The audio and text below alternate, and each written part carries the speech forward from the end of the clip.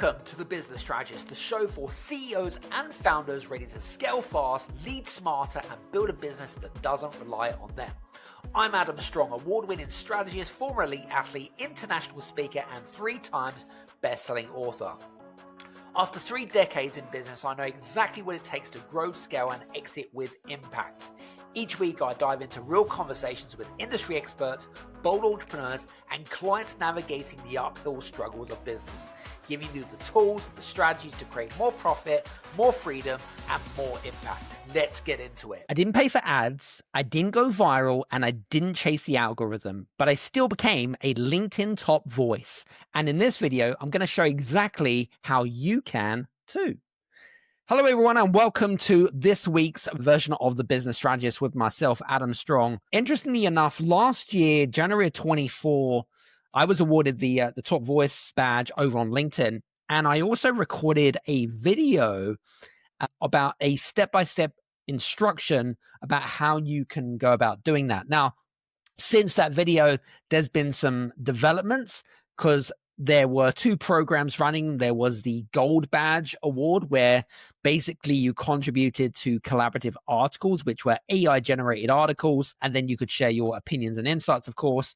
And then you had the Top Voice Badge program, which I didn't feature as much, but I kind of like shared the content. And in today's episode, I really kind of wanted to share an up-to-date version of that. I wanted to share with you some best practices about how to become a top voice badge here on LinkedIn, of course. And I'm going to give you a step-by-step breakdown of how I got mine, but more importantly, how you can get yours. So let's get straight in. So for you guys that don't know what the LinkedIn Top Voice Badge program is, it is specifically by invitation only. So first of all, you can't buy into the program. Second of all, there are no cookie cutter strategies, cheat codes or whatever it might be, or secrets. So for those guys that are looking for that, I'm sorry to disappoint you. You're not going to find that in this video.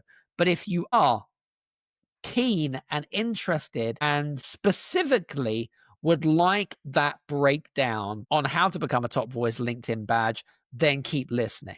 So let me give you an insight about what the LinkedIn Top Voice Badge is. Like I said, it's a by invitation only. It's specifically LinkedIn. Basically, they have over 1 billion members here, of course, and they look at your profile twice a year to see if you meet certain criteria. And normally the Top Voice Badge is for thought leaders, influencers, celebrities, public figures, or people that they see that bring huge credibility, thought, insight to the platform and their members, okay? And as a reward, obviously, you get the top voice badge. Now, what's really interesting is that there are certain requirements that you need to become a top voice badge, but more specifically, you've got to make sure that you adhere to the community guidelines that LinkedIn set out as well. So that's the formalities. That's really the top voice LinkedIn badge program. And the next part, really, I wanted to share with you about what I have found, me personally, what I have gained in terms of benefits, right? So I think more specifically is you can be a book author, you can be a podcaster, you can be YouTube strategist like Mr. Beast, for example. But a LinkedIn Top Voice Badge is completely different, okay? And one of the benefits that I have found specifically is that it's really enhanced my brand. Like really elevated my brand. And, and what that really does from my perspective is that it enhances credibility. It enhances authority in my specific niche, okay? In my specific industry. And it's interesting because I've been approached on LinkedIn more specifically. And what I have found is I am finding opportunities that I never would have dreamt about, even 2-3 years ago. And when people see that top voice badge, they instantly think, wow, this guy or girl must really, really know what they're talking about. Okay. So I think from a personal branding perspective, it really trumps more than anything else. So I use it more as a positioning tool. And again, if you position yourself correctly, then it's really going to enhance your brand. And your brand is going to be so crucial, especially from 2025 and more. And if we look at, for example, Cristiano Ronaldo, which has more followers on Instagram than all the Premiership football clubs in the whole of the UK, which is insane, right? So personal brands are seen as kind of like the guiding light, like the person, that they can be powerful. If there's a face to a business, then it's like, wow, people can relate to that, right? So that's the second part. The third part is where you get your notebook and pen handy, because I want to share some real gems and some golden nuggets. So if you don't have your notebook and pen handy, make sure that you go back, rewind, and listen to this, because I'm going to be dropping some great best practices. Now, these best practices are really kind of what I have experienced, my own personal experience, okay? It doesn't mean it's going to work for everyone. All I'm going to share with you is best practices. Hey guys, I just wanted to take this opportunity to make you aware of a brand new tool that we've just created called the Exit Readiness Assessment. Now, it is for founders and CEOs that are looking to exit from their business operations. Now, it doesn't matter even if you're not looking to exit right now, I would highly recommend to go and take the assessment straight away. It helps you to identify areas in your business that you need to work on to help you towards that exit strategy. And at the end of it, you get a personalized report on some of the areas that you're doing particularly well in and some of the areas that you need to make some improvements to. Make sure you head over to readytoexit.scoreapp.com. That's readytoexit.scoreapp.com. Enjoy. So let's talk about best practice number one. Best practice number one from me is, before you even think about a Top Voice LinkedIn badge program, there are a few things that you need in order to make that happen. The first thing is that you really got to define who your audience is. I called it the ideal customer persona, all right? And what I mean specifically is understanding their psychological and emotional triggers more specifically, rather than just demographics. It's really understanding their psychology. It's understanding their fears, their challenges, their pain points, their frustrations, and how you solve it, whether it be through educational or inspirational based posts, but effectively how you solve it as a thought leader. Number two is, and this again is extremely important, is that you've got to optimize your profile. I cannot explain to you how many profiles I come across on a daily basis, and either one, profiles have not been optimized. Number two, they haven't been updated in years, okay? Yet they complain that there's not enough leads. They're not growing the business enough. Hey, go back, look at your LinkedIn profile. So optimize your profile. What does that mean? It means switch to content creator mode, number one. Number two, make sure you got a professional photo. You can use tools like canva.com to remove the background image, for example. A powerful headline, extremely important. People don't want to know what you do as a profession, like you're an accountant, you're an IT consultant, you're in management, whatever it might be. People don't want to see that. What they want to see is they want to know that you're talking to them. What does that look like? It looks like basically, what do you specialize in? I specialize in working with whoever you're specializing, working with businesses, IT consultants, whoever it might be. And what is it that you actually do? What problem are you actually trying to solve? And what's the benefit? So I work with businesses and help them to exit their business faster through our 12-month cohort program or something like that. So they're looking for a direct correlation to what that is to them, right? What's the real benefit of why they're connecting with you, why they should build trust with you. And the last part is your cover image. Don't leave that blank. What I'd like to see is, especially on a good profile, is a little bit of credibility and really kind of a catchphrase or a slogan about what you actually do. And what is it that you want people, where do you want people to go? Do you want them to go to your featured in section? Do you want them to go to your website? What is it that you want to specifically get them to do? So extremely important. Make sure you got a good cover image. Again, you can use things like canva.com or you can just get a graphic designer for like 20, 30 bucks and they'll do something really, really cool. So that's extremely important. Got to get those things done. Now, the next things are a little bit deeper. So we're going to go a little bit deeper now. So first of all, when we think about best practices, we've got to think about how we can be consistent on the platform. Consistency is the mother of everything. You know, one of the things that I have learned, especially leading up to getting the top voice badge, was that I consistently posted content at least 3 times a week. And some people might say, well, that's a lot, isn't it, Adam? You know, it isn't. And I generally did weekdays, Monday, Wednesday, Fridays, or Tuesday, Thursdays, and Fridays, or whatever it might be. But generally it would be during the week. And 3 times a week is what I generally did as an absolute minimum. So being consistently on the platform is going to be absolutely crucial. That's the first part. Second part, have a add value mentality. And what I mean by that is that what the guys at LinkedIn look at is they look at how you're adding, how you're giving more rather than taking more, because LinkedIn hates salesy, promotional based content, promotional based profiles. They actually, when you post content and it's seen as salesy, they actually bury the content. It doesn't get as much reach. If you look at some of the content that you might have created or other people's, what you'll find is you'll find a lot of the content that is much more highly engaged are the ones which are seen as non-promotional and non-salesy. Add value first mentality is absolutely crucial. Tip number 3 is one of the things that I did, especially and still continue to do that, is to experiment with different types of content. And there are different ways to create that content. It could be infographics, it could be carousels, it could be an image with some text, for example. It could be newsletters.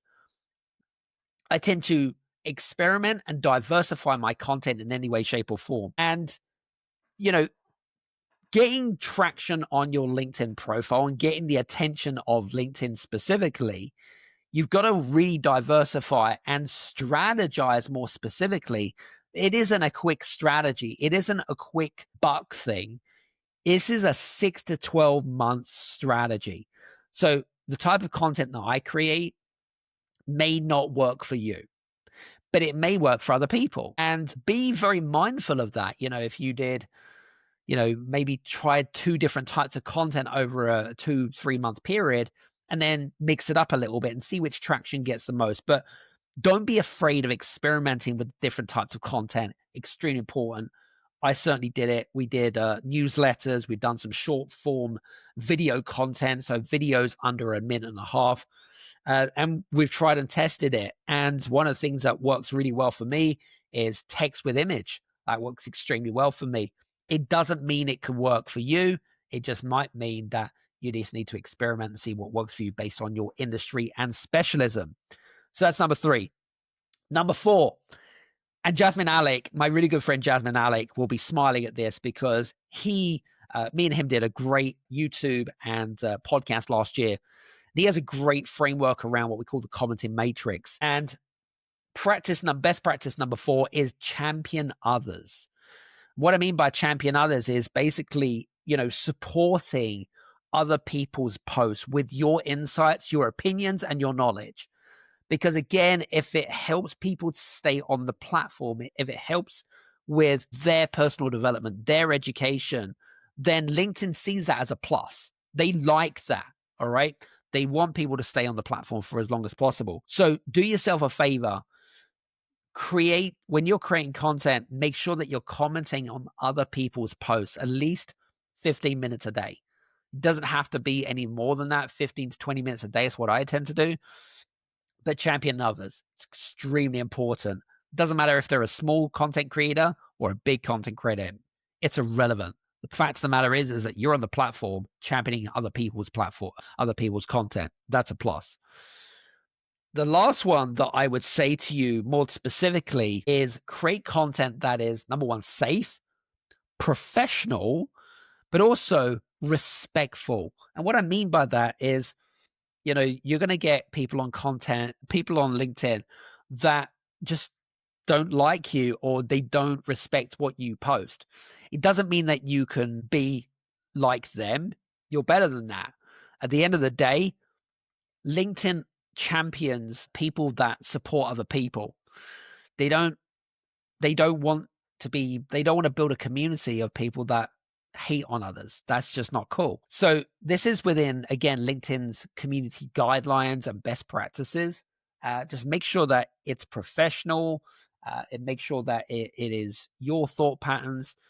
And again, I want to share some other thoughts as well with regards to content creation that, again, has worked for me.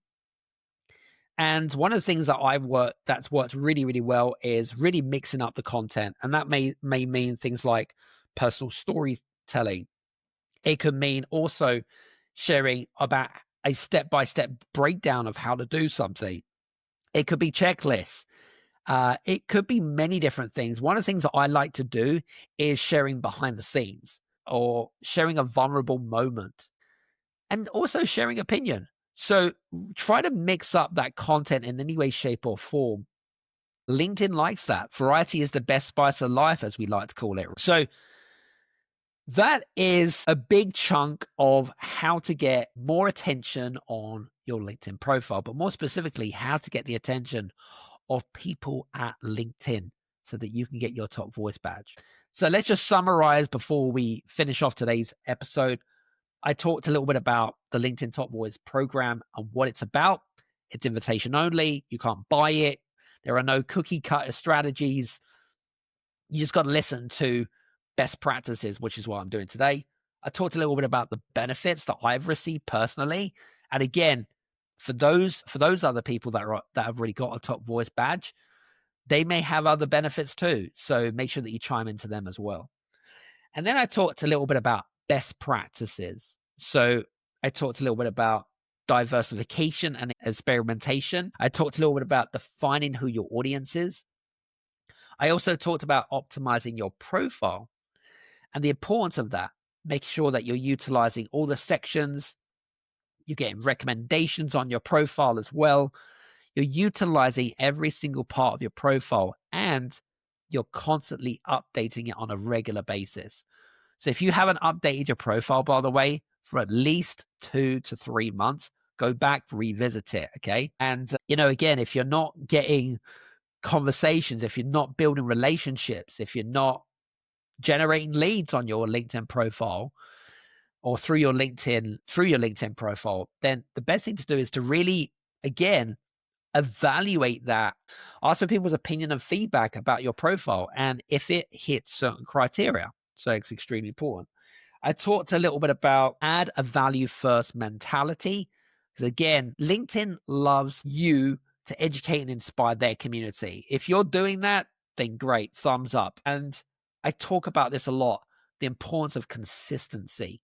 If you're going to the gym, for example, don't expect results from one workout, okay?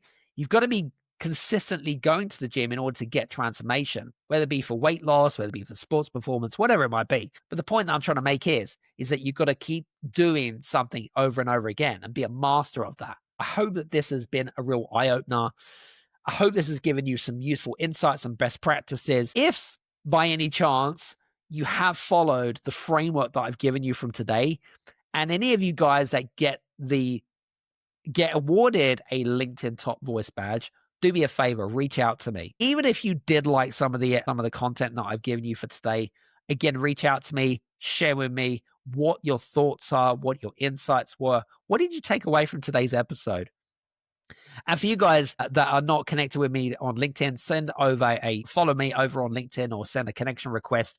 You can use a little blurb if you wish to. I get so many different requests anyway, but it'd be great to connect. Or you can follow me over on YouTube and also listen to the Business Strategist podcast, which is over on Apple and also over on Spotify, where we have video podcasts as well. So listen, from me, Adam Strong, hope you've enjoyed today's episode and hopefully we'll speak to you soon. Cheers. Take care. Bye-bye.